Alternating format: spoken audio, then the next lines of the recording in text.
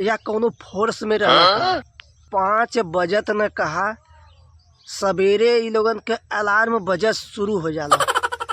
दिन में जानला कभी भी कोनो भी अलार्म बजे चाहे न बजे, लेकिन सवेरे वाला 5 बजे वाला अलार्म जवन है वो जरूर बजेला।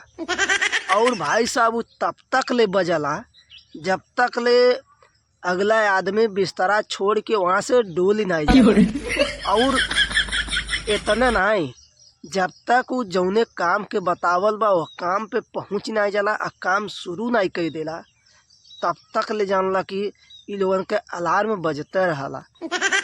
एक मिला के खोजत रहला, मनवा कहाँ गई, जतनवा कहाँ गई, तू कहाँ गई। जितना तेज और देर तक इ लोगन के अलार्म बजला, उतना तेज और देर तक जानला कि आर्मी के बॉर्डर पे आतंकवादी हमला भइले के बाद नहीं बजला। एकदम जानला कि भाई साहब सूतल लोगन दुश्वार कर देना। अगर इ लोगन रात के 12 बजे तक, 1 बजे तक, 3 बजे ले काम करा ले हम, तब वो जानला कि उनके 5 बजे जगावे है। कहना अच्छा चला 2 घंटा ज्यादा सूत लेवे दिन, कभी भी सूती हैं, लेकिन उनके 5 बजे जगई हैं।